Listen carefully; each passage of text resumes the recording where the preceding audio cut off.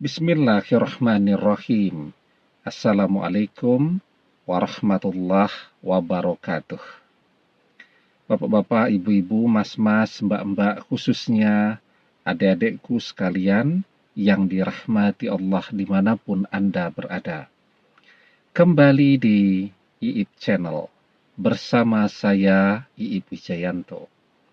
Kali ini kita akan membahas tema mantan jadi susah tidur, gak nafsu makan, selalu kepikiran kamu saat kamu lakukan hal ini.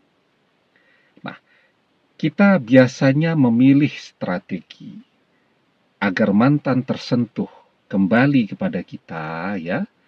Kita memilih strategi yang serba sedih-sedih itu. Posting yang sedih-sedih, ya. Kemudian misal sedang sakit kepala, ya migrennya kumat dan seterusnya, bercerita di media sosial, ya. Pertanyaannya, apakah ada mantan yang kembali karena tersentuh? Melihat orang yang pernah ia cintai ini sedang sakit, sedang sedih, sedang bangkrut, dan seterusnya. Ya, mungkin saja ada, ya. Tetapi kita belum pernah dengarkan ada seseorang yang tertarik kembali kepada orang yang pernah bersama dia dulu, orang yang pernah dia cintai, dalam keadaan orang ini sedang tidak punya apa-apa, sedang sakit-sakitan, ya. Nah, jadi ya mungkin di novel ya mungkin ada, tetapi kalau di dunia nyata sepertinya jarang sekali kita mendengarkan yang demikian. Sakit nih, kemudian diposting di media sosial, harapannya mantan akan datang menjenguk, ya, membawa oleh-oleh, ya. Kemudian mantan menyampaikan penyesalannya berpisah dan mantan minta kembali bersama lagi karena ingin merawat orang yang sedang sakit ini. Sepertinya sulit ya untuk terjadi demikian. Padahal ini adalah strategi yang paling banyak dipilih orang untuk menyentuh hati mantannya agar bersedia kembali kepada dia. Ya. Nah, perpisahan, apalagi mantan yang mengkhianati kita, itu biasanya kebersamaan berakhir dengan yang namanya kebencian, kan begitu. Nah, mantan bisa jadi membenci kita. Mantan berusaha untuk tidak peduli dengan kita, tidak pernah mau mengakui kehadiran dan jasa kita, karena sekarang dia sudah menemukan seseorang yang baru. Nah, namanya orang yang sedang jatuh cinta dan membenci kita. Orang yang membenci, apakah kemudian melihat orang yang dia benci itu sakit-sakitan, kemudian dia merasa tersentuh, menjadi prihatin, dan seterusnya? Jawabannya tidak.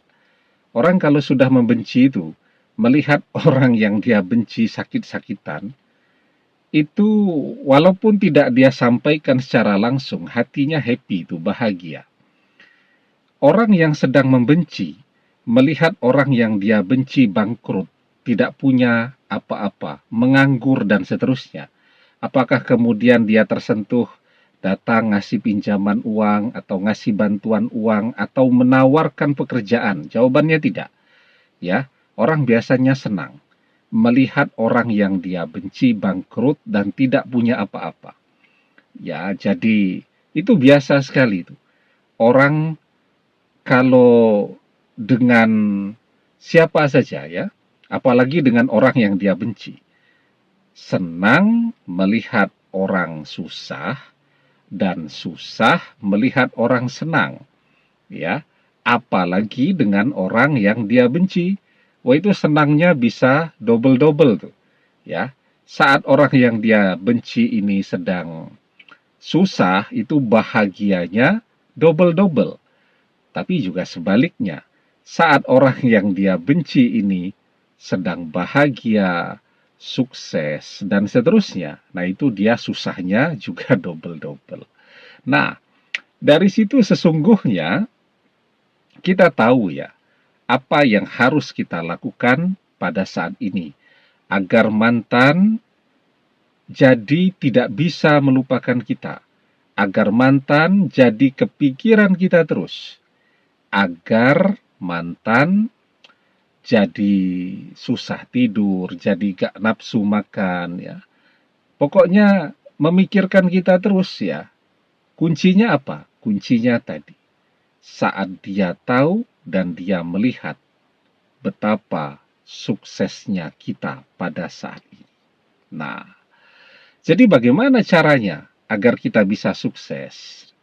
Nah, sebelum kita bahas lagi lebih jauh, jangan lupa yang belum subscribe untuk memencet tombol subscribe dan menyalakan lonceng notifikasi agar Anda selalu mendapatkan pemberitahuan video-video terbaru dari channel kesayangan kita ini.